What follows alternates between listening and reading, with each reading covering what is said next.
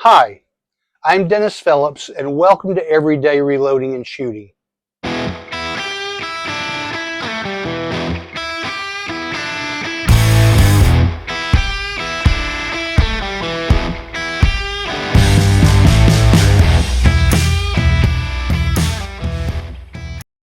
If you've watched my videos for any length of time, you've seen me shoot targets like this, and at the end of my video, I measure those, I analyze them, and I share the results. So what I have done is these are the targets that I have for my 6.5 Creedmoor, and I've gone back over probably 15 or 20 of these, and I've looked at my best groups on here, and I've looked to see what those charge weights were when I shot those groups. And these are all with H4350 powder and Hornady 140 grain ELD Match Bullets.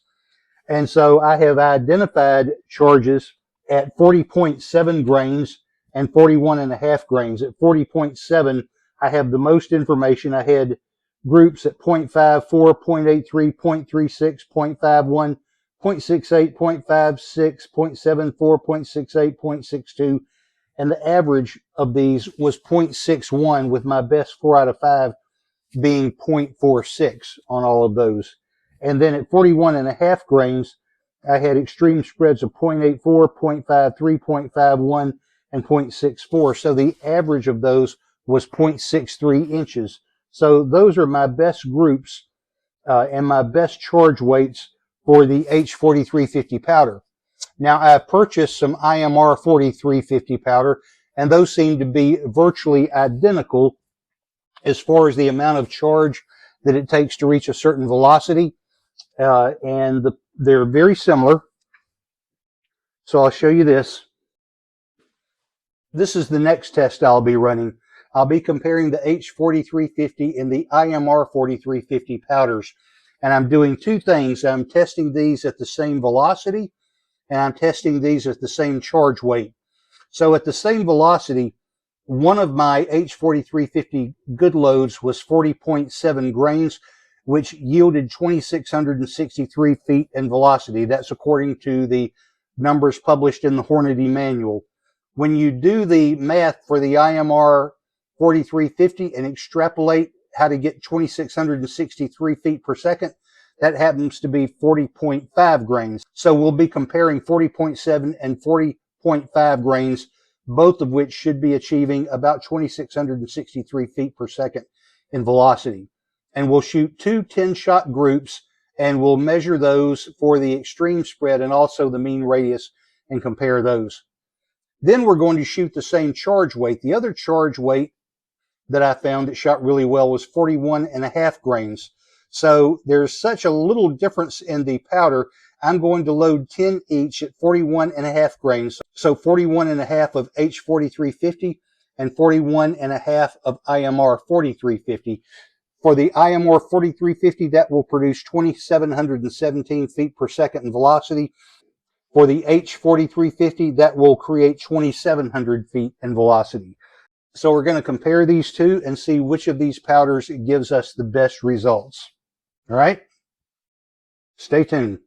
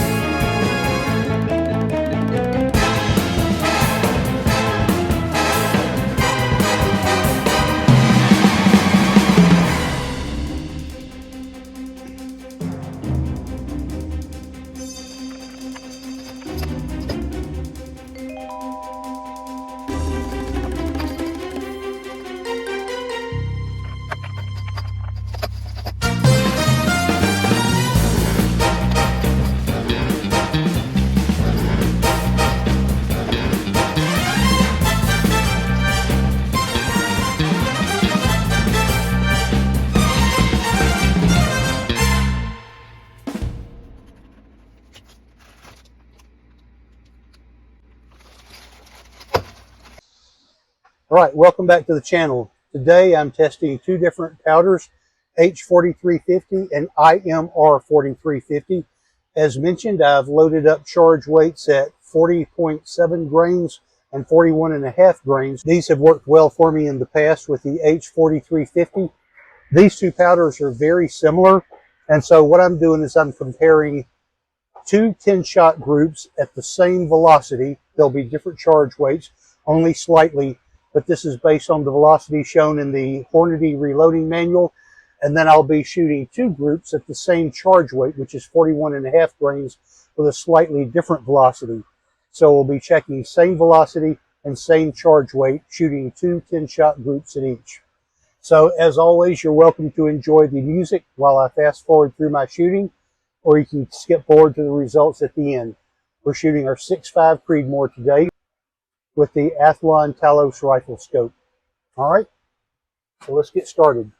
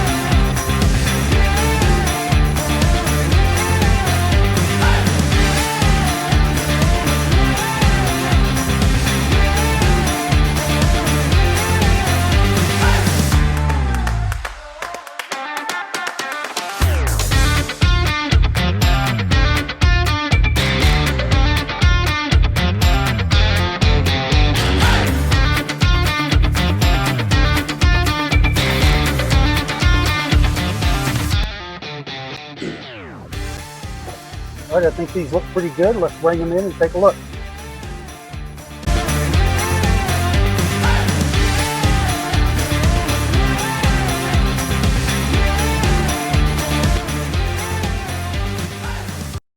All right, I think this group right here is going to have the tightest mean radius. We've got one ragged hole with 9 shots here and a flyer off to the side.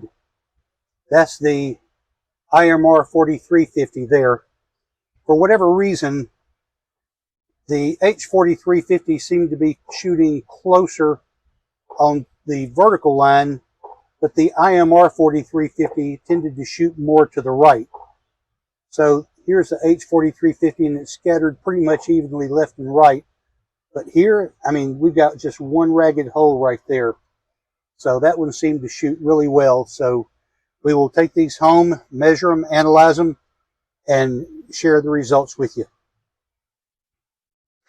All right, so here are my results from the range today. Turned out a little different from what I was expecting, but not disappointed at all. I'm comparing H4350 powder with IMR4350. I'm running a test in which I'm shooting two loads, theoretically with the same velocity based on the calculations from the Hornady manual, and then I'm shooting two loads at the same charge weight. I'm shooting a 6.5 Creedmoor, Socko S20. I'm shooting a Federal cartridge. These are seated at 2.802 inches, which puts me about 20 thousandths off the lands, and I'm shooting Federal gold medal match primers, and I'm using a 140 grain ELD Match Bullet. So here we go. This was my warming group here, and I had an extreme spread of 1.20 and a mean radius of 0.42. So there I'm just warming the barrel, getting it fouled, and getting ready to shoot the rest of these groups. So I've measured these with the Hornady 4DOF ballistics app using the group analysis function that's built in. So I'll show you those pictures as I go through these each. So first off, I'm shooting two loads with the same velocity. I'm shooting 40.7 grains of H4350 and 40.5 grains of IMR4350. These are both supposed to be producing 2,663 feet per second in velocity, but I don't think that's accurate because I think the IMR4350 powder is pushing these bullets a little bit faster because, as you can see here, with the H4350, I'm 20 thousandths above the center point of aim, whereas with the IMR 4350, I'm 55 hundredths of an inch above that point of aim. When I come over here, same thing. I increase the charge weight, and of course the bullet, the trajectory is a little flatter. So here with the 4350, I'm 0.36 above the point of aim. But with the IMR 4350, I'm 63 hundredths of an inch above the point of aim. So considerably higher, which says to me that bullet is traveling faster and shooting flatter. It could be the barrel torquing, but I tend to think there's a difference in velocity there. Also, as the powder changes, I notice a shift to the right. So with the H4350 in that first group, I'm at 0.37 to the right in windage, and with the IMR 4350, I'm 59 hundredths of an inch to the right. With the 41.5 grain shooting at the same charge weight with H4350, I'm right on the point of aim, 1 hundredths of an inch to the left in windage. But with the IMR 4350, I'm 85 hundredths of an inch to the right. So let's go back and look at these one at a time. So shooting the H4350 with 40.7 grains of powder, I've got a extreme spread of 1.2 inches, and I have a mean radius of 0.30 inches. So a radius is half of a circle, and if you double that, that means I've got an average group size of 0.60 inches with 10 shots. Pretty respectable, I think. The IMR 4350 was a little more scattered, although it had a 0.95 extreme spread, so the group overall was a little tighter, but the mean radius was 0.32, very close to the 0.30 here, but that's half a circle, so double, that's 0.64. So we've got a mean radius of 0.60 with the H4350 and 0.64 with the IMR 4350. Not much difference at all. And then when you look at the same charge weight, when we look at the H4350, we've got a group size of 1.26 inches. So this seems to be stringing horizontally. This is our average center right here, pretty much on line with the vertical axis. And we've got a mean radius of 0.37, which you double that, that's an average group size of 0.74 inches. But then look how this IMR 4350 performs over here. Now we've got a total group size of 1.08 inches, and that's because of this flyer right here. That was actually my first shot, and then the other 9 out of 10 clustered right here in one single ragged hole. If you were to take that flyer out of there, that means I've got a 9-inch group at 0.60 inches. But the mean radius on that, because of that tight group right there, in spite of that flyer, you've got a mean radius of 0.28, which you double that, that means your average group size on 10 shots is 0.56 inches. That is very respectable. So here we go. It looks like the IMR 4350 is performing a little bit better. Over here, when we were shooting the same velocity, the mean radius was almost identical, but the extreme spread was a little bit lower, so I have to give the edge to the IMR 4350 for that, because that was a 1/4 of an inch difference. And then over here, when we were shooting with the 41.5 grains at the same charge, supposedly the H4350 is shooting at 2,700 feet per second, and the IMR 4350 is only 17 feet per second faster at 2717, but it looks to me like it's a fair amount faster because of this difference in elevation here, 0.36 above the point of aim versus 0.63. So almost 3/100 of an inch higher. So there you go. Those are my results from the day. It looks like I'm going to give the edge to the IMR4350 this time out, but I'm going to do a little bit more testing, maybe shoot some larger groups, maybe a 20-shot group or even a 30-shot group, and see how they still stack up. I hope you will like and subscribe, and please share this with your friends. Thanks for watching.